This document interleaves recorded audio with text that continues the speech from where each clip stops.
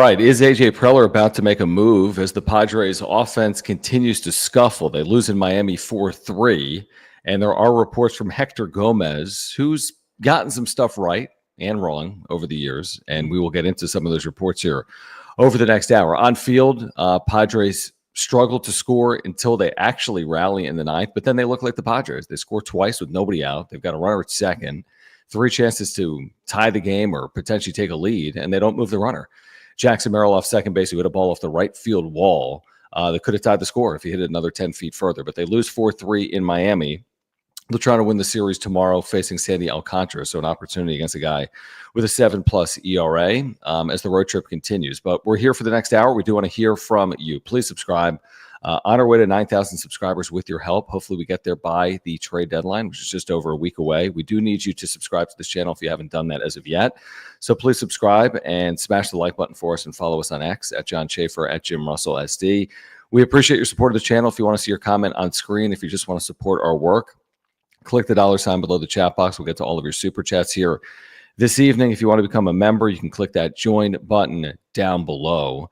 Not much offense, obviously, until the 9th inning when there was. Bogarts doubling in there. There was the walk. There was the Merrill double that played at 2 runs. And then, I mean, the issue has playing out in real time. Martin Maldonado pinch hit for with Trenton Brooks. He pops out and the Padres lose. And offensive upgrades are necessary. I don't know if that means Marcell Ozuna, but clearly this offense is going to need something between now and July 31st. It's not a good thing for Trenton Brooks when I was watching this game, and I wish that Martin Maldonado was hitting instead of him. Oh, like that this might be Trenton Brooks' last at bat with the Padres. Maybe. Could be. This would be his last. If I was in charge, this would be his last at bat. He's not this magic bullet or silver bullet or whatever you want to call him that Mike Schultz referred to, who, really that 9th inning, they weren't able to get the runner in from second. Who would you put the most blame on? The guy, Cronenworth, Iglesias, or Brooks? It's such a good question because the first, error, so to speak, the first mistake is not moving the runner. And I'm not saying by bunting. The first mistake is the hitter not getting a runner over. That's the first quote-unquote miscue. Mm-hmm. Not going to do it every time, but that's the first mistake. And once you don't get the runner over, you're looking for a base hit. So it's hard to be faulting of, listen, Iglesias has not been good, obviously, in a Padres uniform. And Trenton Brooks, give me a break. It's not his fault. He's being asked to come through in these spots. Right. And he is no magic bullet. He isn't even a magic or a bullet or combining the words. He's not. So I think it starts with not moving runner. How many times have we said this? I would say even in the last 2 weeks, how often do the Padres have a runner at second with no one out that does not score? Maybe it's because I'm paying more attention to that. It happens way too much. Shoot, how often do they have a runner at second that never moves to third with nobody out? That's not good. That's Maldonado-like. Mike sends in the chat, says, why is Brooks pinch hitting? He's over 12 with runners in scoring position this year. Yeah, but that's like an upgrade over their catchers. That's why I was sitting there. I'm like, I kind of wish Maldonado was in this spot. But here's the thing. They got no options. They have no options. And Mike Schultz already expressed how he needs help. He's working with what he's got. And with, what he's got is a bag of shit. And he's told to go out there and make a 5-star meal. You can't do that with what Mike Schultz has been given. And what are you going to do? You can't blame Mike Schultz. It's like, no, you're looking up and down your bench and you're like, I got Tyler Wade, who I haven't played in forever or had, put in any situation because he's MIA.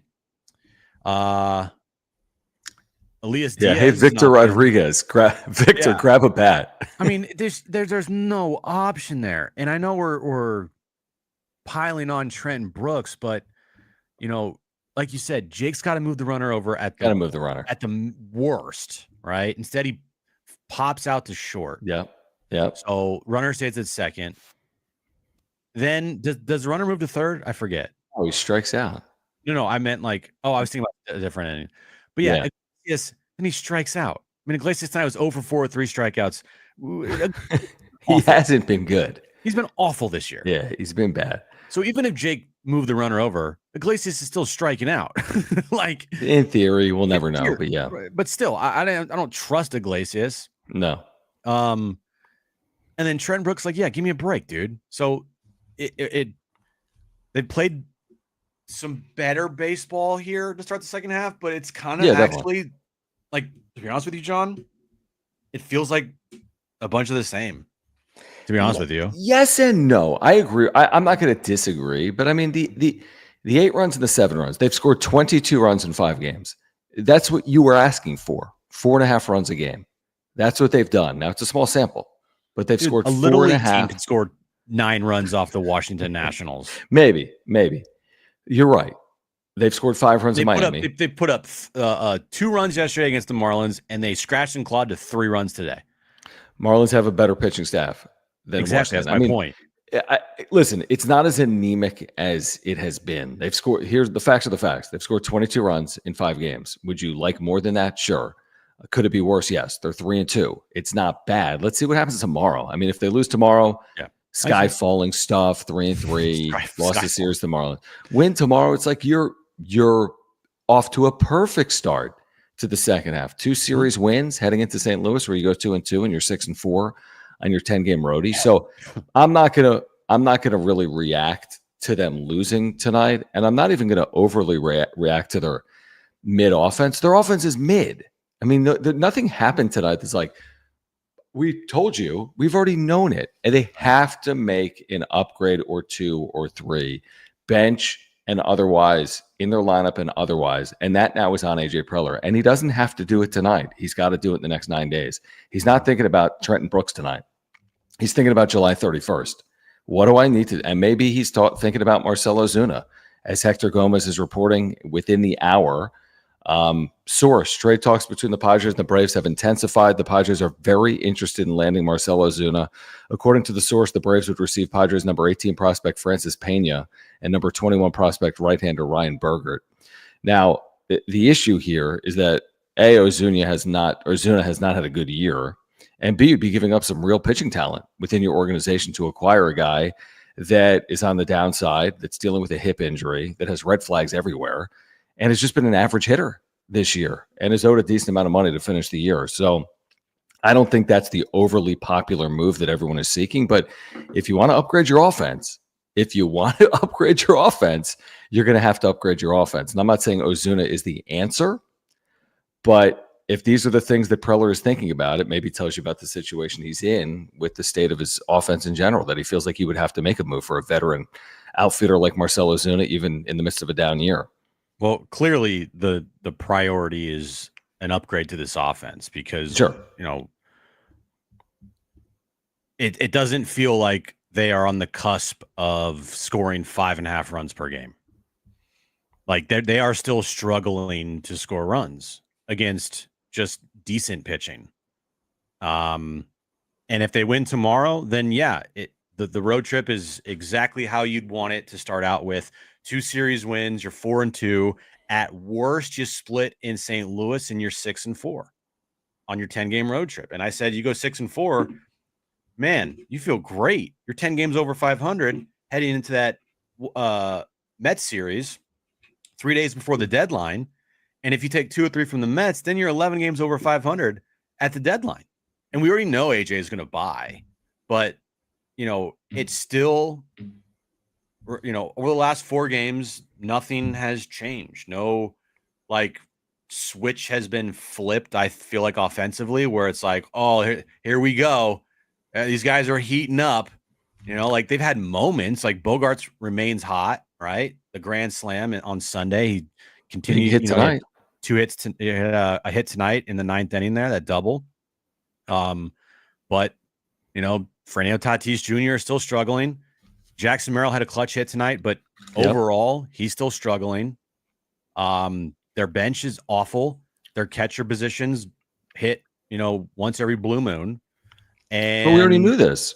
Those are the thing. That's what I'm saying. Like nothing's changed. Like nothing's changed. They still have to scratch and claw to get runs across the board, and they still have good pitching, and they have no bench, and their catchers are blah. 100%. No, I agree. I don't think anyone was expecting some light switch to be turned on. I mean, again, it's you could say nothing has changed, but they have scored 8 runs and 7 runs in 2 of their 5 games. They hadn't scored 7 runs since June 15th. Yeah, you're right. In any game. So, and it's hard to make any cause and effect argument in 5 games. They could have the best 5 scoring games of their year and then look like shit on the other side of it, or not score at all in these 5 games and then be better on the other side of it. I mean, your point's well taken. I mean, I think the point remains the point. Here's the point. If AJ Preller is actually talking to the Braves about Marcell Ozuna, that's all you need to know about what he thinks about his offense. If Hector Gomez's report is accurate, that's everything you need to know. And he's no dummy. We all see it. He's going to upgrade his offense come hell or high water. What are his options? He can't afford Jarren Duran. He might not even move Jarren Duran. So you got to listen, when we said creative, by the way, creative doesn't always look good. Like it can be messy. Marcell Ozuna is a messy addition. You might get rid of a prospect you'd prefer not to. You might be adding a guy that looked better 2 years ago than he looks today. He's had multiple domestic abuse incidents since 2021. Like none of it's ideal, but you want a right-handed bat or not? Like, I mean, at the end of the day, do they need a right-handed bat that has a 760 OPS? And I don't even know what it is or not. And I'm not saying it's Ozuna, but I think these are some of the paths that Preller's going to go down to try to address some of the inefficiencies in his offense.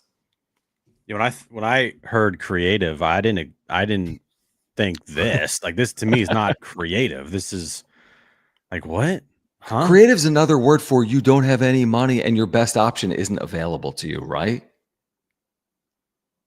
What, Jarren Duran? Yeah. No, forget, but they can't get to Duran even if he's on the market potentially. You're going to go give up real capital. We don't know if they're willing. What if Boston says, yeah, you can have Duran, but you got to do it for one of your top 2 prospects? You know what I mean? Like, so if Duran's cut off. Yeah, bye Ethan Salas. maybe. At least the guy's controllable. So at least you could spin it. Like, I know he gave up with Ethan Salas, but like we got Jarren Duran for 3.5 years. 3.5 years under team control. Right. The Ozuna thing. And today's game was boring as fuck. I mean, like I don't until the 9th inning. I mean, just we were sitting there like, God, this game is so boring. I mean, this team tonight, it's just such a boring game. I mean, Stephen Kolek out there, he pitched fine. He was okay. He wasn't great, but he was fine. Kept him in it. The offense just doing blah, a lot of warning track outs. Right. Tatis remains just very blah to me. I mean, God, can you fucking start hitting for some power, my guy? I mean, come on, dude. I mean, look at these numbers Tatis is putting up here over the last 30 games. I'll just give you the 30-15-7 splits. Over his last 30 games, John, he's still hitting 217 with a 349 slug. And you're like, well, he's played better recently. Actually, no, he's not. He's hitting 208. Yeah. He's hitting 208 with a 250 slug in his last 7 games. His last 15 games, a little better, but still, the slug is not anywhere to where you want to see for Fernando Tatis Jr. 423 slug. I'm sorry, you're a 550 to 600 slug guy.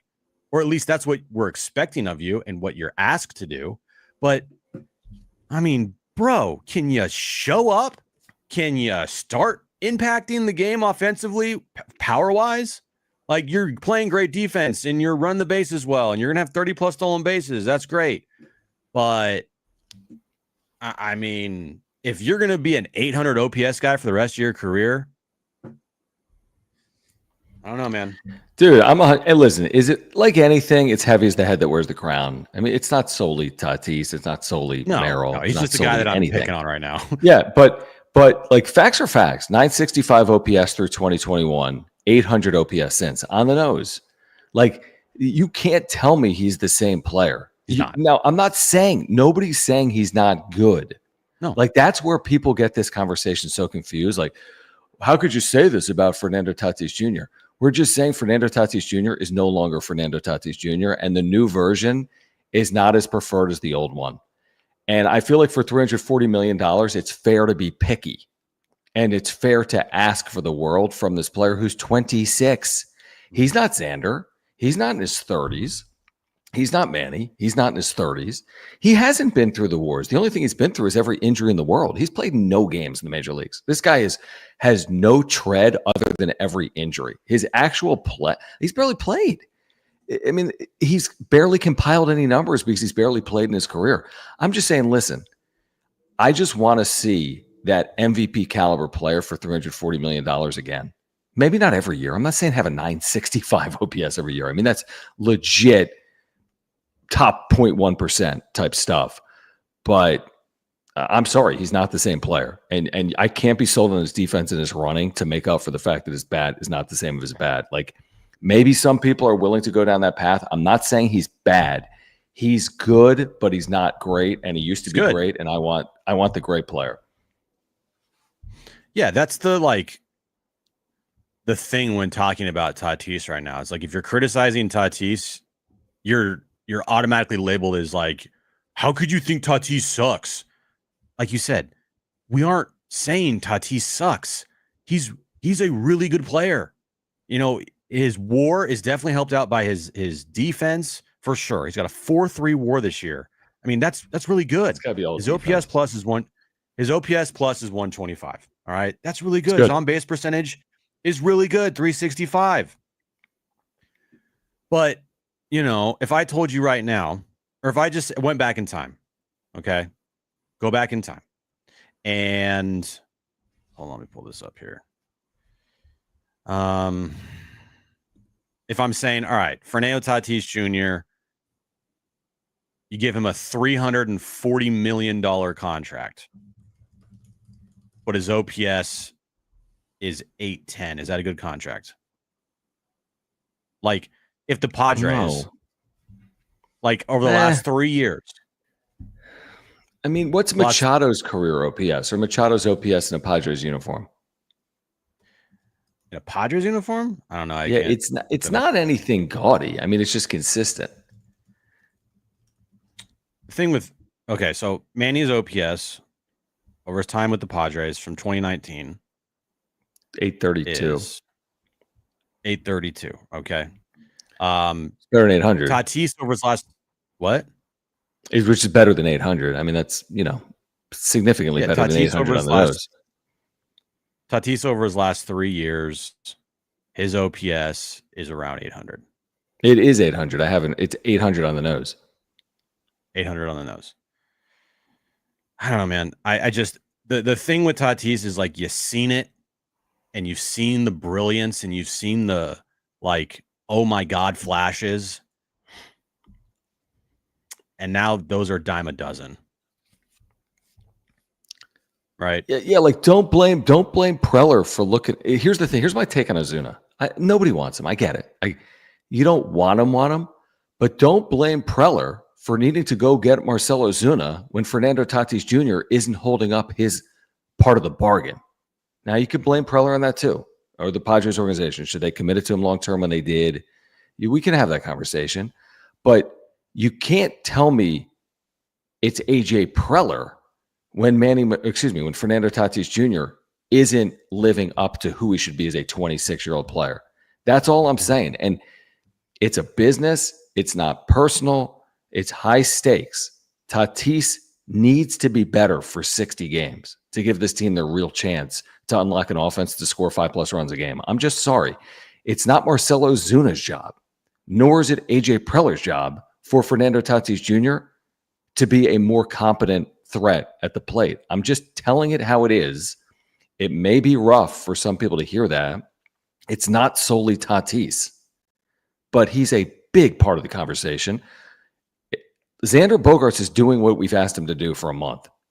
Now it's time for Fernando Tatis Jr. to go ask what we're asking him to do for the next 2 months. Simple as that.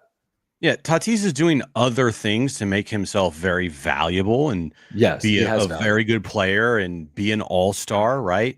But I was watching the clip today of him in 2020, and we watched this during the break, And it was in Texas, the Grand Slam game, where Hosmer decided to, be like, why are you swinging 3-0? The 3-0 Grand Slam. His fucking bat speed, I was like, where's that guy? I haven't seen that guy on a consistent basis. I mean, we saw him, late September last year and in the postseason when he was just on fire, right? But over the course of a full year, that guy's not there. Now, again, if Tatis ends up and this team makes the postseason and Tatis goes on another run where he hits like 8 postseason home runs and helps lead this team, then everything we're saying right now, just forget it. Like, who cares?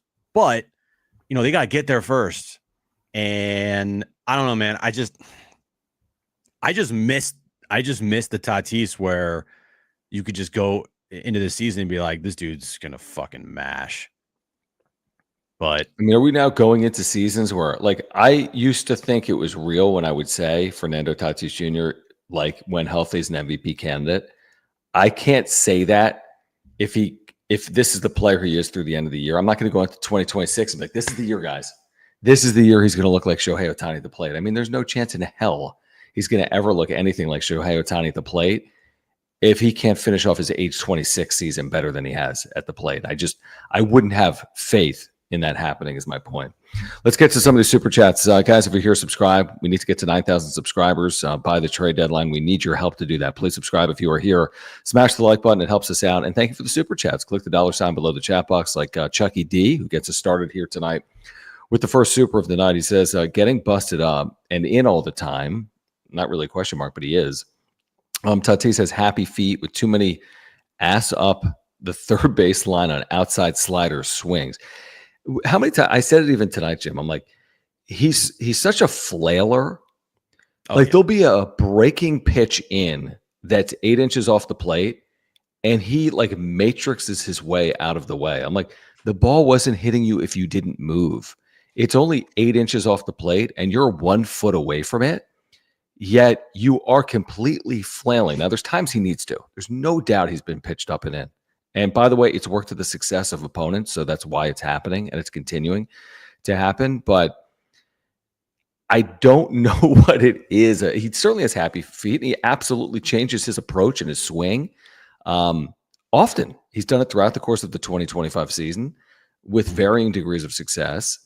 And man, if it only takes pitching into Fernando Tatis Jr. to rattle him, then the book is fully out on Fernando Tatis Jr. He's too dramatic. He's very dramatic. And I think when a pitcher sees Tatis flailing out of the way off a pitch that's not even close, he's probably thinking in his head, I got him. Yeah. Like, are you serious? You're flailing off of that. Drops the bat. I own this at bat right now. Right. If Tatis stood there and just took it, I'm not saying I'm not saying take it as like get hit, but just like, take the pitch and not flail away from it. Maybe the pitcher might think twice about like, oh, he's not rattled. Like he's taking that inside pitch and he's not budging. And they might give him, and so again, it's like psychology of an at bat. It's a battle, 1v1. And I just feel like every time Tatis flails out of the way, the pitcher wins the at bat. Feels like that. More often than not. I agree. El Duderino, thank you, man, for the generous super chat. If you have a comment you want us to pull up on screen, my friend, we're happy to do that. Appreciate you being here, and thank you for your generosity. JD's third, thank you for the super. If you're here, subscribe, and if you're here, thank you for the super chats. You can click that $sign below the chat box. We'll get your comment on screen. We can talk about your comment as well. He says, what's with Manny and all the errors? Ignore it. I mean, I brought it up. I think Jim brought it up at times this year. Error today. Listen, does he make good defensive plays? Yeah, there's no question about it. Has he also thrown way too many balls away and committed too many errors? Yeah, I think both things can be true. He's got a flair for the dramatic with some of his defensive plays. He absolutely does. Still charging and barehanding laterally left, right. He's certainly a fully capable player. His throws from foul territory, back of third, right? He's still capable of being that player. But yeah, the errors are up. I mean, is it that hot of a take? I'm going to pull up Savant. I mean, is it that hot of a take to say Manny Machado isn't the same fielder that he once was? I don't think it is. I mean, I'd have to look at the data to support that argument, but I think that's probably fairly accurate. I mean, look at his His fielding analytics aren't good. I give him the benefit of the doubt for what I see with my eyes, but like I don't think he's, in the midst of some elite defensive year personally. I would agree with that, but it is also Manny Machado, and he can make every single play. He makes a lot of plays. And a lot of the plays that he gets errors on are more of the routine, like you've seen Manny make that a million times play, and then you'll see him make a insane dive to his right, falling backwards, under arm throw, perfect seed over to first base. So I'm not worried. I'm not worried about Manny. Give me someone else you'd rather have at third base than Manny Machado. I mean, I'll just say this for those of you that might be bored, because you go to his Savant page, hit that little red arrow that shows you his Savant numbers from 2016 on. I'm just do it. Fancy yourself by doing it. He's not the same fielder. He's not. His arm strength is completely middle of the pack. His range is upper middle of the pack. Go look at what it was in 2020 or 2021 or 2022. Now he's coming off a significant arm injury and he's aged. But it's the least concern I have in general. I'd rather his bat play, which it has, than the opposite, where his glove plays and his bat doesn't. But I'm telling you, Manny Machado is not the same fielder he was when he was 27. By the way, that's called sports. That's how it works. And he's dealt with an arm injury, so he's not the same fielder. I think sometimes he's a good fielder. I think, again, this is probably a hot take saying this right now, but I'll say it anyway. I think he gets a lot of credit because we watch him every single night. I think he's living off some of his past performances defensively. You said it, not me. I'm happy to say it. I mean, it's not. Listen. Like I said, I'd rather you can't say a bad thing about Manny Machado in this town, dude. I'd rather have his bat than the alternative. That's what. Listen, I wish Tatis was butchering balls in right field if he was hitting 30 home runs. Well, I mean, I prefer it. Yeah, I mean, bat is what matters. I know. I get it. And if Tatis right now had 32 home runs on the season, but committed 13 errors in right. No, 13 errors in right is like a baseball record, obviously. But you know what I mean? You get my point of I don't know, man. Listen, a lot of errors, dude. Manny's in a great spot because of his bat. And that's what I'm most concerned with. I would tell you right now, I think Manny's having an awesome year. I'm just telling you also right now, I think Manny's glove is somewhat overrated. That's just, again, he's going to, over 162. This proves my point. It's oh my gosh, anyone that criticizes Manny, did you see that defensive play? Yeah, you know how many chances he has in the season? Was he have 900 chances at third? Yeah, he's going to make good plays. And guess what all of them are? Guess what? I've watched Jose Iglesias at third. He's made some damn good plays. At third base this year. So, but, Manny's also had some miscues, including tonight, throwing a ball completely away. Right. Hot take. All right, let's thank our title sponsor and then get back to the trade deadline and tonight's game. Mark Nimitz, Farmers Insurance. You know the deal. He's been with us since day one on the wrap-up show. That's 4 years on YouTube. If you have an insurance need, get in contact with Mark by clicking the link in the description down below. I've got homeowners, earthquake, and life insurance policies through Mark. He does auto as well. He's going to save you money. He's going to save you time. And if you ever need him, what separates him from everyone else is his service and his communication. You can trust me on that. I've had to file a claim. I've talked to Mark repeatedly. I've lost driver's licenses. I mean, if you ever need him, just call him or text him or email him, and he will get back to you immediately. And he'll talk to you about the Padres, and he'll talk to you about your insurance and saving money for you and your family as well. So if you support this channel, support a native San Diego and a lifelong Padres fan, click that link in the description down below and get in contact with our title sponsor, Mark Nimitz at Farmers Insurance. And all his information is on that ticker there, mnimitz at farmersagent.com. You see it scrolling across the screen right now. When you reach out to Mark, let him know that John and Jim from the wrap-up show sent you. What do you want to say about, is it even worth a full dissection of this Osuna deal as if it's only July 22nd. I'm not taking it as gospel. I'm really not. Happy to discuss it. I don't think it's an overly sexy move. You could certainly argue that it's not something the Padres should be doing. But I'm not it's not like I just saw it from Jeff Passan. I'm like, oh my gosh, like this is happening. Maybe it will, maybe it won't. So I don't know. I just think it proves that Preller's going to get creative, aka, and do some things that are not as, you're not having as many home runs when you got to get creative, and that's what Marcell Ozuna represents to me. Yeah, I'm not down for that trade. Again, it's Hector Gomez. How many things has he gotten right in the past however many years? Like, not a lot. Like he's 50-50. Yeah, and I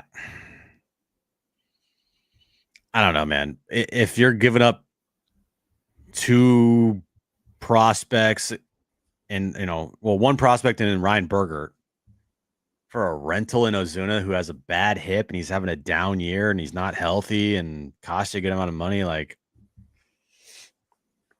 yeah, I mean, I thought AJ Preller was going to get creative. That's not very creative to me. What? Give me creative in your mind. Just give me a hypothetical. What's creative entail in your mind?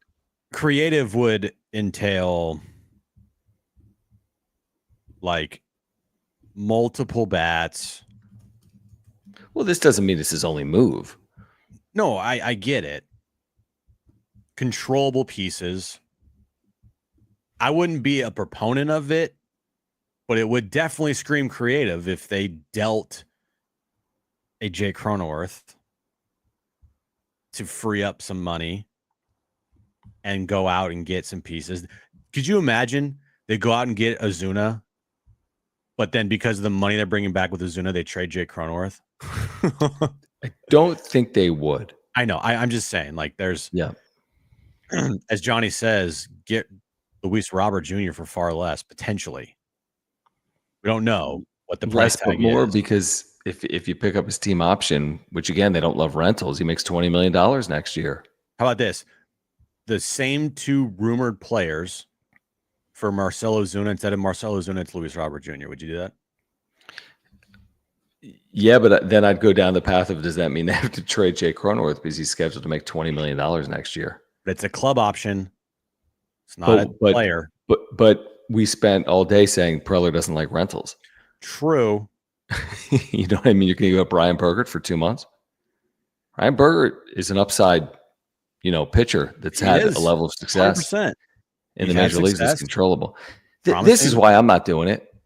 Don't forget domestic abuse. But if you want to tell me it's a baseball decision, then base it on baseball. But this isn't good enough on field.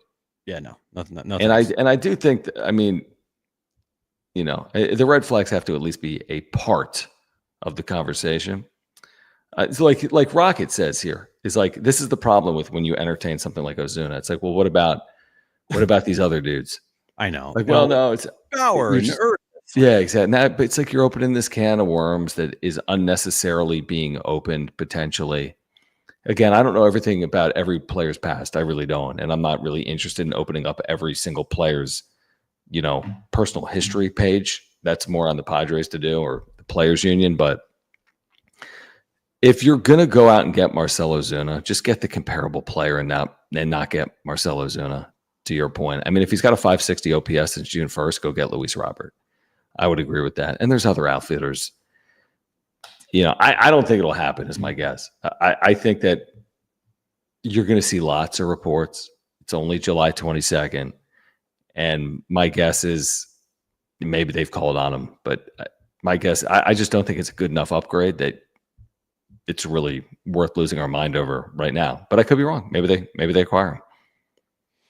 Maybe they do. I think the one thing I do feel pretty confident in saying is everything's on the table. Like nothing. Well, some things would surprise me, but most everything wouldn't surprise me as far as names go that are being mentioned right now. Mm-hmm. Because I am pretty confident in saying AJ Preller has called about damn near all of them. At least once. Mm-hmm. Now, I have not seen Ozuna linked to the Padres before tonight. Right. That came up out of nowhere. And I know Ozuna's name has been out there for trade talks because the Braves are having an awful year. But, Yep. just going back to the beginning of the discussion of, hey, the Padres need a right-handed bat, the Padres need a left fielder, or the Padres need, help DH-wise, like, Taylor Ward is the guy that was the first name that we brought up, that it was brought up. I don't know if he's available. I don't know the price tag. I don't know all that stuff, but I'm just looking at players. Like, he's a player that I would much rather have over Marcell Ozuna right now. Yeah, that's my kind of thought on Ozuna. Like, are there comparable players? I mean, maybe even better. The Ward homer production, I feel like it's dropped. He's had a nice year. I mean, 797 OPS is a nice year. Mm-hmm. I feel like when he was here, we talked about him having hit 17, 18, 19 home runs. That was forever ago, and he's hit 23, which is a big number. It's a big number. I'm on board with that.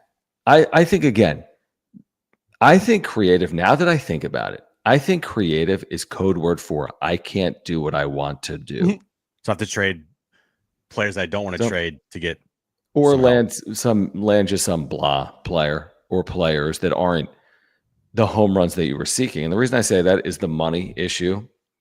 They're over the second CBT threshold. I mean, how much higher are you going? Mm-hmm. The other reason I say that is you don't have a lot of prospect capital. So what are you bringing back?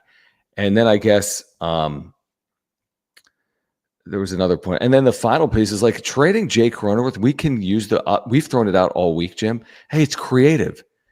You're trading away one of your better players. Yeah. I mean, again, the code word there is you're doing something that a team that has unlimited payroll and unlimited flexibility wouldn't do. But you have to do it because you're not in the same shoes as the New York Yankees. I don't think fans would. Yeah. I don't think fans would be like, man, trading away Jake Cronenworth, that's creative. Like, no, they'd be pissed. They'd be mad. So creative to me is code word for like, you ain't getting like, I don't know. I mean, I think you get a player of the caliber of Tanner Scott because I think that oftentimes you can take advantage of teams that are selling when it comes to like a bullpen. Like, I think they can add a really impactful bullpen piece if they want to, and they could probably do it on their terms. But I don't think they can add Jarren Duran on their terms. And I don't think they can add an impactful all-star caliber slugger on their terms. It's going to be quote unquote creative, AKA hard or an overpay or involve trading away a major league player that's currently on the roster. All right, let me ask you this. Tell me if this makes sense for this and for X team. All right. Okay. X team has gone on a tear. X team right now in the standings, okay, is a half game up on a wild card spot. They're 54-49. They've lost a couple in a row, but they've turned their season around with a 10-game winning streak. An everyday player on X team who's controllable, cost-effective, just had a 9-WAR season, having a down year. Why would that team trade that player? Obviously, it's Boston, and the reason they wouldn't is if they're in the business of addition by subtraction, they already did it with Rafi Devers. Yeah, that was they already kind of twisted their season positively, remarkably, with that deal. So I don't think they're like, hey man, we did it with Devers. Now once we get rid of Duran, we're really cooking. No, it doesn't work like that. Now they might have a lot of outfielders, which people have discussed. Maybe that makes someone expendable, but your expendable piece is the controllable piece that had a 9-WAR season last year. So yeah, exactly. Yeah. It like creative is working in radio. It's like, exactly. It is. I'm telling you, it's code word for you can't do it on your terms, and it's not as sexy as people, would hope for. Yeah, I don't know, man. I don't know. I mean, nobody knows what Preller's going to do, but he's going to do multiple things. I know that. Like, he's going to make moves. I just don't know what the perfect combination is.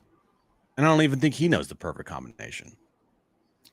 But I mean, again, I go back and forth too. It's like I said today, like you could maybe argue not stand pat, but minimal change for a team that isn't good. They are in good shape.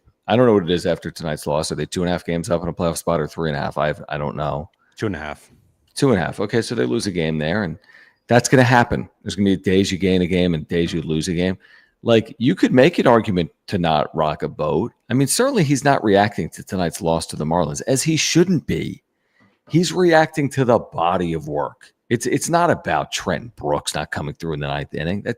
That's how we are. We're reactionary. He's not. They don't strike like that. That's not the manner in which they act. Not just Preller, but general managers in general. His question is, can I do what I want to do with minimal upgrades, or do I need to do a full rocking of the boat? And if I need to do a full rocking of the boat, how do I do it on the terms of the Padres ownership? That means money, and that means capital in my system. I think it's in the middle. I think it's beyond minimal. I don't think it's the full everything changes. Let's throw everything in the middle of this table and let's go win the mother effing World Series by making these 5 moves on July 29th through 31st. I think it's somewhere in the middle of that because it's Preller. I don't think he goes minimal because I don't think he knows how to do it with a good team, but I don't think he goes crazy either.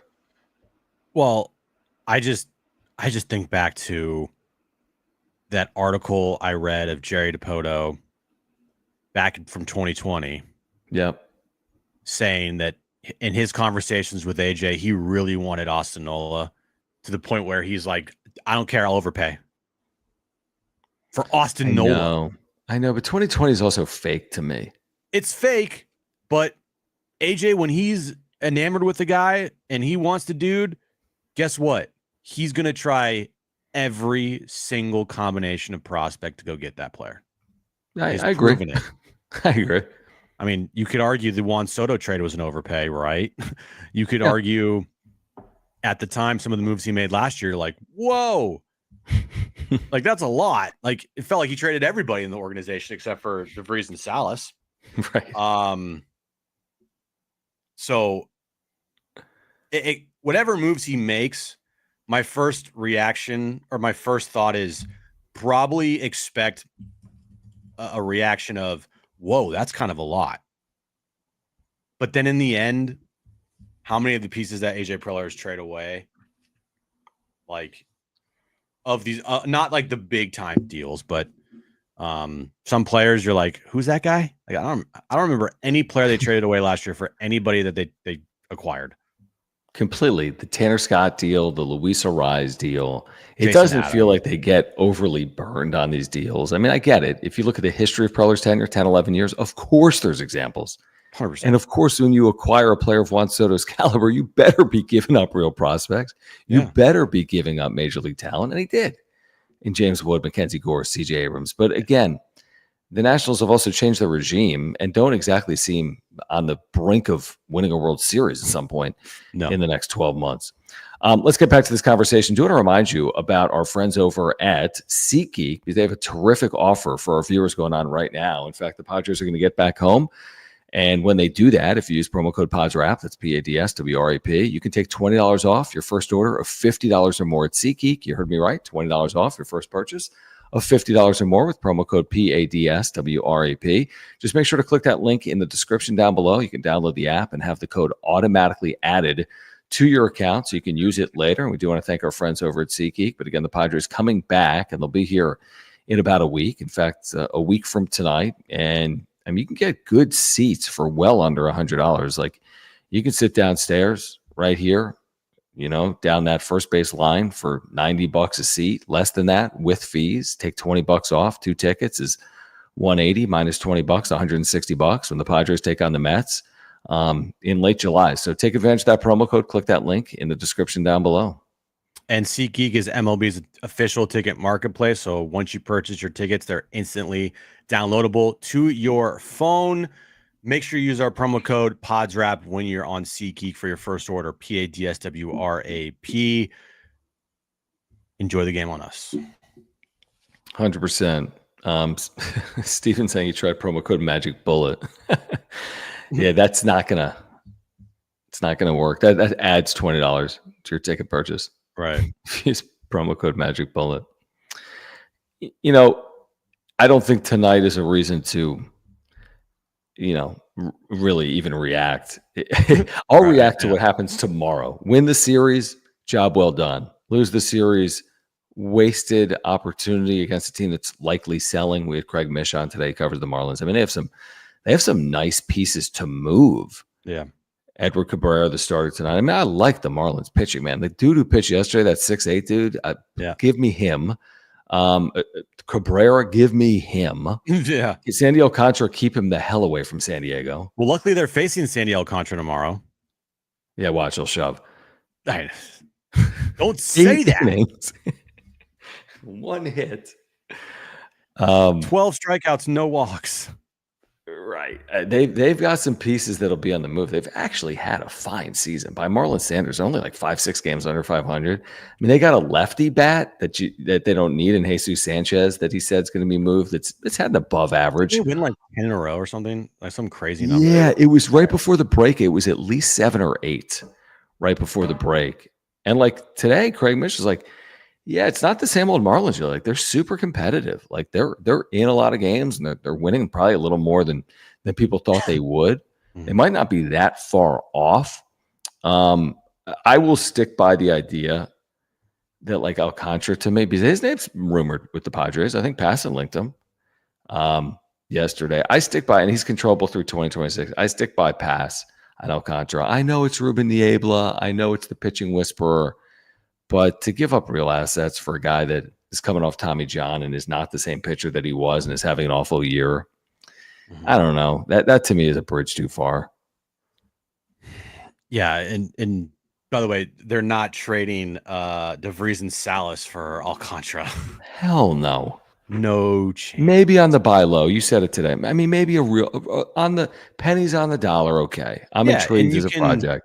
Yeah, a project, and put him with Niebla and see what you got, right? Because maybe the stuff is still there. It just needs to be harnessed and it needs to be controlled and kind of molded a little bit, because coming off of Tommy John's difficult.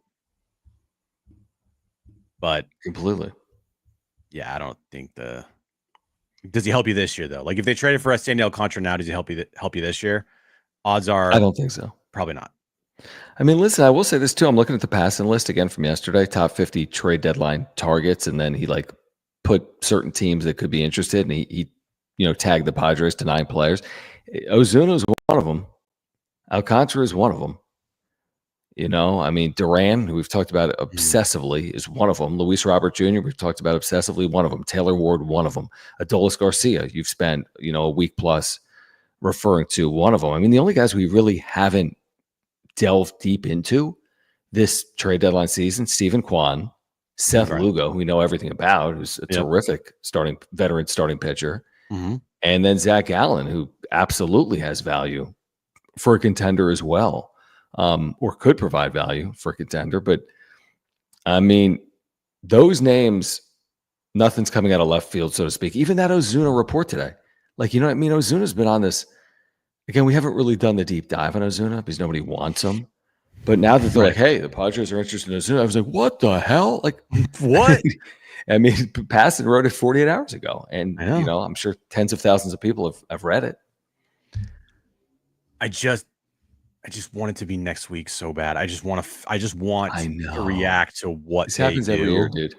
I know it is, but it's so hard to speculate with AJ because there's like so many moving parts. There's so many things that could happen. So many, dude. And then out of left field, you're like, huh? Like what? You're so right. It's 9 days is so much time. Like everything could change. The reason I say that is like we're listing these players, dude. Tomorrow, like the Houston Astros could trade for 2 of these players. Tomorrow, the Milwaukee Brewers could trade for one of these players. The LA Dodgers, so on and so forth. Dodgers lose tonight. I mean, you think the Padres have decisions and have scuffled at times and haven't played as well since 14-3? Look up the road. You know, it's not. You made the point. Like there aren't any really perfect rosters. I mean, listen, if the Dodgers put it all together and win again in the in the playoffs or the World Series, are you going to be surprised? No. But as we sit here right now, July 22nd, it's not like, oh man, it's Milwaukee's to lose. Trust me, Milwaukee's going to win the World Series. Trust me, Detroit's going to win the World Series. You can't say that. Nobody could sit here with a straight face and be like, it's Milwaukee's to lose or Detroit's to lose right now. You couldn't do that. Right. No. Yeah. So. Yeah, I'm with you, though. I wish we do this every year, dude. We spend every show talking about the deadline for 14 days. Nothing happens until the afternoon of July 29th. It's an off day. Well, no, the 31st. 31st is an off day. That's right. Right. Which is the trade deadline day. We'll know a lot by then, obviously. Hopefully he'll have done work, the 30th. When does AJ make a move? First move? First move. Does he make one by the weekend? Man, that is such a good question. By the time we do a wrap-up show Sunday at 9:30 Pacific? Yeah. Put it in the chat. Yes or no? He makes a move by Sunday 9:30 Pacific. Yes or no? Put it in the chat. I lean no. Yeah. Well, there'll be move. There'll be a big major league move over the weekend. I know that. There'll be that big first move. Yeah, when the Dodgers trade for Emmanuel Clase and Steven Kwan. Yeah, exactly. Exactly. Like that move's coming. And maybe it's the Padres. Maybe it's the Padres who strike one of the earlier trades. But what do you think? He makes a move by Sunday at 9:30 p.m. or not? I'm gonna go with no. That's how I feel. As Mike says, Mike Miller's 100% right. I'm gonna say no. I think this goes on the wire. Me too. But yeah. Yeah, we'll see. Outside of that, I mean, I'm with you on tonight. I mean, not exactly what you're seeking. And even the problem is you can't even get the good taste of like, well, they rallied in the ninth inning. Yeah, but the ninth inning is a perfect dichotomy of their problems. Right. You're right there. Now you've come all the way back in their standards, 4-1 down on the road. You come all the way back. You're a good situational baseball away from tying. You're a big hit away from maybe taking a lead. You can't get it. Merrill even hits the ball off the. I mean, it wasn't off the top of the wall, but off the bat, maybe it goes and it doesn't. And no, nothing can't come through. And that in turn, yes, it's one inning. Yes, it's 3 plate appearances, but it's a good summary of, hey, AJ, you watched. I'm not saying go strike tonight, but you watched what happened. You've seen what's been happening. Trenton Brooks on your bench and Martin Maldonado at the plate in a 1-run game. That's not flying against the Milwaukee Brewers in the postseason. Nope. Or the Dodgers, or the Phillies, or the Mets, Cubs.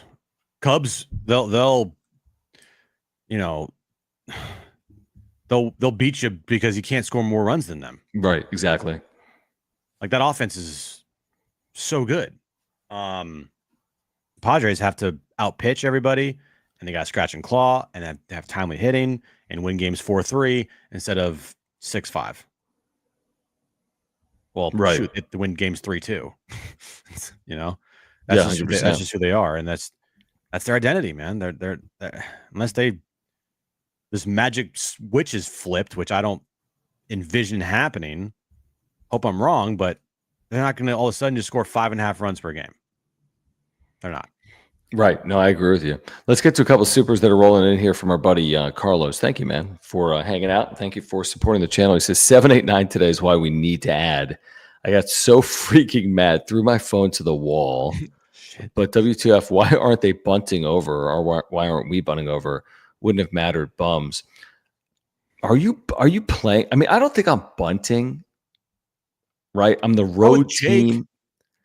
Yeah, right. Jake's been productive. Are we really going to bunt for Iglesias for the chance of tying the game on a ground ball or sac fly? There's no guarantee you win the game that you tie. So no. I'm okay with swinging away. I just want the out to be productive if he doesn't have a base hit, and it wasn't. If it's Iglesias or Maldonado hitting, you bunt him over. Not Jake. No, I'm not asking Jake to bunt. Because then you're like, okay, we're going to take the bat out of So the next 3 batters, the best hitter is at the plate right now with no outs. So we're going to take the bat out of that player's hands to give an opportunity to 2 way worse hitters behind him to drive that run in. No, you're not doing that. You can't do it. I get the point. I mean, you want the runner at third with 1 out, but that's also on Jake to accomplish that even without bunting. He follows up by saying Trenton Brooks magic bullet my ass back to El Paso bum. I mean, it's fair your opinion, and I understand the sentiment. I'm sure Padres fans feel the same way. He shouldn't be asked to do this. Whoever had it earlier that he's 0 for 12 with runners in scoring position, the guy has no big league service time. He's a career minor leaguer. Why on earth would you be asking him to come through in the highest leverage spots of a game? Like, what about his resume would suggest that he would be anywhere near a batter's box with a game on the line in the 7th, 8th, or 9th inning? Yet they've repeatedly asked him to be that player in June and July, and it honestly makes 0 sense. I don't get it. Maybe it's Mike Schultz being like, you know what? He's on the team. AJ, this is the shit that you're giving me. Like, fix it. But it's, and I didn't hear Schultz tonight post game, but I don't think he was asked about Trenton Brooks. Maybe he was. I don't know. Yeah, I don't know. Enough's enough. Like, that should have been Trenton Brooks' last at bat with the Padres. I'm sorry. Could be. We'll see. Chucky D says, is there a bat we can get for one of our rentals? Who are the rentals? Because Arise is as good of a bat as you're going to get via trade. You're not getting a bat better than Luis Arise by and large. You know, I mean, you could get a different type of hitter. He's not a slugger, but you're not trading Michael King. You're not trading Dylan Cease. You may or may not trade Luis Arise, but I don't think you trade Luis Arise to add a bat. Who else is a rental that could be on the way out? It's just Cease, King. Oh, Suarez. You're not trading Suarez. I don't think they're trading Suarez. I don't think those guys move. I mean, maybe I'm wrong on Arise. And if you trade Jake, you got to replace Jake. You know what I mean? Exactly. You trade Arise, you got to replace Arise. And for defensively, how great Jose Iglesias is and has been, his bat is awful. Bad. Yeah. Does he make it beyond the trade deadline? If AJ really wants to make this team better, like, can you rehaul that many players? Can you just get like 3 or 4 dudes to replace Trent Brooks, Bryce Johnson, Jose Iglesias? Like, could you honestly do that? Just go out and get Mitch Moreland types. Tyler Wade. Right. Just go get 4 bench pieces. I mean, theoretically, it shouldn't be that hard to go upgrade at your bench because these guys fucking suck. They're awful. I mean, it's got to be bad. It's got to be honestly the worst bench for a contending team in the sport. It has to be. Find me a bench worse for a contending team, a playoff caliber team that's in a playoff position right now, worse than the Padres. Right. No one's like, oh, here he comes. Like, they're bringing Iglesias off the bench. Look out, fans in the 10th row of the like. I'm not about to get it. Nobody's hitting, but nobody can hit for power. Your backup catcher, give me a break. I mean, yeah, you can run into a ball, but you're not expecting it. Bryce Johnson, not possible. Tyler Wade, not possible. Trenton Brooks, not possible. You have to have some power threat. You have to have one player that's capable of having a slug in their bat off your bench. Like, that's a prerequisite for a playoff team, yet they don't have it. So, like, go get Luis Robert Jr., go get Adolis Garcia, go get a bullpen arm. And because you're so stubborn with these freaking catchers, don't go out and get a catcher because Schultz will have an aneurysm. But there's 2 bats and a pitcher there for you. Does that make the team better? And then bye-bye Trent Brooks and bye-bye Bryce Johnson or Tyler Wade, one of those 2 guys. Yeah, it's time for some tougher decisions. So there's going to be a couple of guys that don't survive the roster crunch coming up in the next 9 days. For me, they ain't tough. They're not tough decisions. I know for them because I know it's whatever. not. But like, dude, if your bench was if you had a bench of rotating of like Adolis Garcia, Gavin Sheets, and Luis Robert Jr. at all times, one of those guys is on your bench. You know how big of an upgrade that is? Yeah, you got like 40 home run threats off your bench in that scenario. Right. You have two guys that can play really good defense in the outfield, and Garcia and Robert, even though Robert plays center field and Garcia plays right. But, still, hey, it's left field. That's the creative part. That's the freaking Oakland A's money, Paul. Like, hey, he hasn't played left, nor had Gavin Sheets. Get a glove. Go get a glove and go out there. You want to know how important defense is? Gavin Sheets had never played left field, but he can hit. Every so often, thank you. He says Trenton Brooks for a warm six-pack. Trenton Brooks is not going to be traded. Okay, Trenton Brooks is going to be the minor leagues, or he's going to be with another organization, but he will certainly not be traded coming up. Carlos, he says, dude, stop. Read it. Be a man. Did Wade hook up with Schultz's wife? Should have batted over Iglesias or Brooks. Pathetic strategy. By the way, F. Ozuna. Give me Robert Jr. more pissed now. Listen. It's not a wheels falling off moment. No. It's really, I'm telling you, it's not. They're 3-2 since the break. They were 6-4 at home. They've been fine. They're in fine position. There'll be a day if they lose 3 straight or something. Yeah, okay, but they haven't. They lost one game. When's Tyler Wade's last at bat? May 9th. No, it's. Oh, he had an at bat over the weekend.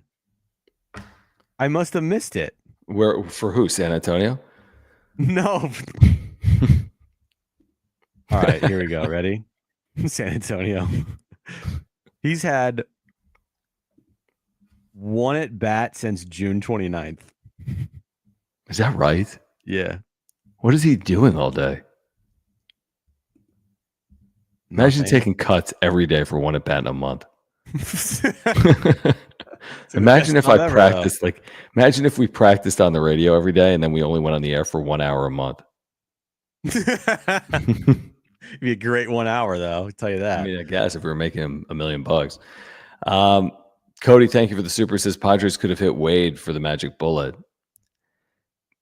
It's like, I mean, again, it's like six of one, half dozen the other. You got no options. It's not on Schilt. Hold on. What is Trenton Brooks like numbers? Hold on. They're Trenton Brooks. Good. He's 1 for his last 12. Okay.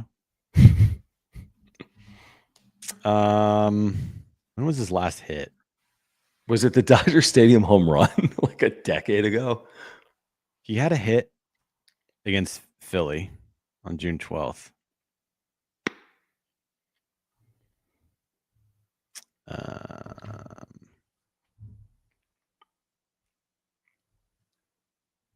Yeah, not good. Hold on. His splits with runners in scoring position. Because I feel like he's up with runners. He's 0 for 13 with runners in scoring position this year. Why does he have that many at bats with runners in scoring position? That's way too many. It's a great point. 13 at bats. The trend looks like they're giving him at bats with runners in scoring position. It's not like he's lucking into these at bats because of where he's at in the batting order. Like they're actively saying, all right, there's a runner in scoring position. We're putting you at the plate right now with a runner in scoring position. Makes no sense. Why are you doing that? I was trying to say it a little nicer earlier. I completely agree. Like, oh shit, runners in scoring position. Where's Brooksy? Get Trent in the game. If I'm Schilt, I'm texting Preller postgame. Like, yo, like I know we're boys, but like this is going a little far. Like, I can't do this, bro. Like, what do you want me to do? Do you want me to bat Musgrove? Do you want to activate him? Like, this is stupid. This is ridiculous. This is so dumb. Like, who's asking for this? Nobody.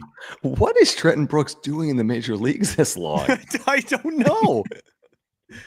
I mean, if you're freaking Tirso Ornelas or Jonathan Peralta or I'd quit. You're like, why am I not in the big leagues? Trent Dude, Brooks. I'd be freaking getting my University of Phoenix Online degree at night if I was in AAA. I mean, you got no shot. What are you doing, Brooksy? I'm trying to get my degree online because I'm not this baseball thing. Brooksy. I'm not cut out for it. Not Brooksy or Nealis. Any guy that's behind Brooksy, I'm getting my freaking online degree. Hey, Tirso, you okay? Yeah. What's wrong, buddy? I can't get the big leagues over Trent Brooks. Trent Brooks must be doing really well. Well, he's 0 for 13 with runners in scoring position this year. Jesus, right? What does it take to get a freaking opportunity when Trenton Brooks can't hit? I mean, can't be someone to hit another home run in the minors tonight. No, he didn't, did he? He did. He hit another one. He's fucking Barry Bonds, dude. It's a freaking Shaq Kobe like repeat. Just fucking dunking on fools left and right. Can't even get in a bat at the big leagues over Trent freaking Brooks, dude. Makes no sense. Every day, Campy's hitting a home run. like they put out, shit. Dude, listen to this tweet from El Paso 2 hours ago. Oh, Campy, my king, my hero. We love you and we will forever love you. El Paso is lucky to witness your greatness. I can't even get a freaking at bat on the worst offensive team ever. You can't even get a fucking at bat over Trenton Brooks. Honestly, I would take El Paso's bench over San Diego's bench in like a derby. 100%, dude, in a derby. El Paso would freaking run circles around Jonathan Peralta, freaking Campy. Everyone's got a 1200 OPS. You got Tirso or Nellis. Dude, that team would smoke the Padres. Problem is, dude, Trenton Brooks at El Paso had like 20 home runs or something crazy. Dude, Trenton Brooks minor league numbers. Have you seen him this year? Yeah, he got like 1100 OPS. And he sucks at the big league level. It's crazy, man. Dude, hold on. I got to look at his minor league numbers. I'm like, can't be hit another one. You're like, what? No, he didn't. No way. He did. Brandon Lockers is hitting 311. Damn, Trent Brooks has a lot of games in the minor leagues. Yeah, in his career, like 10 years. This year at El Paso, in 60 games, Trenton Brooks had a 1,001 OPS with 14 homers and 20 doubles. How? I never want to hear anybody ever again look at and talk about AAA El Paso numbers. I have no value. It has less than no value. I would rather see my prospects in AA. Just put Campy in AA. See what he does in AA. Like, hey, bro, keep sending him down. Yeah, just hey, we're gonna send him in the Dominican down. Summer League. You've already mastered the AAA thing. Can you also master the AA level as well? Here's my other bet. Luis Camposano will be traded for $50,000 cash and hit 13 home runs in the final 2 months of the year for the Cincinnati Reds. 100% somewhere. He will match. And he'll be amazing. It's just, dude. God, that is hilarious. I'm telling you right now. Here's what the AJ should call whoever's managing in El Paso and be like, the 5 dudes that have the best OPSs, they're coming up, and the 5 dudes on our bench are going down. Yeah, we just want to see what happens. Just to see what happens. Rockets case, thank you for the super. He says Suarez has a 3.5 ERA. His high saves amount is the perfect smoke screen. Trade him, move Morejon to closer, and promote Hoeing. I don't think it's crazy to entertain Suarez, who's in that rental category, might not be back anyway. I don't think they'll do it. I think their true strength is their bullpen. I think Suarez is part of that strength. They could acquire another reliever, certainly, but I'd rather add to my bullpen as opposed to take away. Yeah, dude. Why? Hey, we had the best back for the bullpen. Let's trade our closer. Like what? I mean, again, you're not the first person to discuss it. I mean, we've discussed it even, and he's had some struggles in there, but I'd be surprised. Carlos, thank you. Says, don't want Duran. Watch him turn to Ludwig in San Diego. I don't know, man. With 3 years, though, like you lock up your outfield with Merrill, Duran, and Tatis. Whoa, guys in their 20s. We have a developing story. Please. Why has the El Paso Chihuahuas blocked John and Jim on X? Shut up. Yeah. What? Go to the El Paso Chihuahuas page. Or is this the page? They don't block me personally.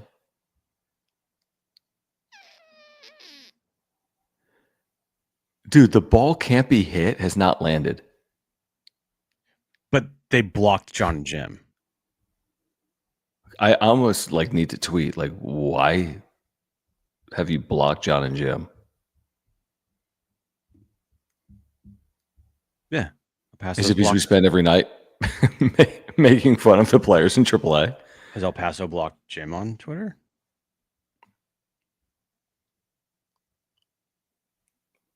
No, that's my mistake. Have they blocked you? They didn't block me, just our show account. Must be 0 cents. Okay. Is that weird? Does that make any sense to you? No. It's probably because we did who even knows, dude? Who even knows? It's probably because of tonight. They're probably watching right now. It probably happened 30 seconds ago. Yeah, we're done here. Carlos, thanks, man. He says, saw Ozuna's 2024 stats in this year's 13 homers. He would lengthen the lineup and would bet on him turning it around. I don't mind anymore. Hashtag Ozuna for Pope. What? I mean, Ozuna's a fine offensive player. He's had an average year. I mean, any player gives them more pop than they have now. I mean, 13 home runs on this team is freaking Barry Bonds 01. But whatever, I mean, whenever you hit all the home runs. But I mean, again, you could get a player with 13 home runs. It isn't Marcell Ozuna. But I mean, again, I'm not going to be shocked if they acquire Marcell Ozuna. I probably won't freak out about it either. It'll be dependent on what they give up to get Marcell Ozuna. Yeah. I'd be like, okay, well, it's better than Trenton Brooks, I guess. Ozuna, Bauer, Urias, give me the Holy Trinity. No, stop. The Holy Trinity. Stop. Guys, do want to remind you about our friends over at Underdog Fantasy, the best and easiest place to play fantasy sports. You can play along right now. What are my errors in here? Yeah, I know the game's already kicked off. Lord help me. Hold on. Stand by. One of those nights. All right. Yeah. Underdog, the best and easiest place to play fantasy sports. Click the link in the description down below. Get the 50% deposit match up to $1,000 with the promo code PADSWRAP. That's PADSWRAP. Plus, get the free gimme pick'em. That means higher or lower than a half total plate appearance for Fernando Tatis Jr. or higher or lower than a half total point for Caitlin Clark the next time she plays. This can't be simpler or easier to play. I mean, simple as choosing higher or lower. Dylan Cease tomorrow, higher than 6.5 strikeouts. Max payout reach. What are we talking about? Sandy Alcantara, higher than 2.5 earned runs allowed. Toddy, let's take him to homer. If these three things happen, you can win money. I don't know. My thing's screwed up right now, but here we go. This is going well. Did Underdog block us too?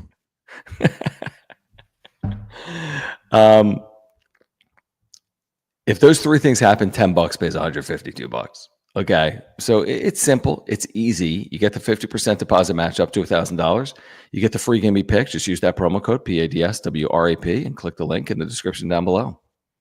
Yeah, there's a QR code above my head. Scan the QR code, download Underdog Fantasy, use our promo code PODSWRAP, start playing and winning money right now. Do they even have higher or lower than a home run for Trenton Brooks? They're like, sir, you can't play this game. we can't give you $1 million. Not even in there. There's no way. There's no way he's in there. There's no way. Let's do this again tomorrow at 2 p.m. We're going to talk about it on John and Jim, which means no wrap-up show tomorrow night. We have 4 hours to react to a 9 a.m. game tomorrow on John and Jim, and then we'll be back Thursday night when the Padres take on the Cardinals in game 1 of that series from St. Louis. If you haven't subscribed to this channel, man, this is what you're missing. This is what you're missing. So subscribe. Okay. By the way, turn on your notifications as well for the wrap-up show. You'll know when we're live, but make sure to subscribe to this channel. On our way for 8,900 subscribers and hopefully eventually 9,000 subscribers. So we really do need your help. Please subscribe to this channel, year-round content for baseball and Padres fans. Smash the like button for us. You can follow us on X at John Schaefer, at Jim Russell SD. Support our partners, Mark Nimitz at Farmers Insurance, our friends at Hamul Casino, SeatGeek, and Underdog Fantasy as well. There will be another story related to the trade deadline tomorrow. I promise you that. And we will react to game 3 of this series as well, a contra opposite cease. Does that sound good, Jim? We'll do it again tomorrow. Sounds good. All right, guys. Have a good one. For Jim, I'm John. This has been the wrap-up show. Bye-bye.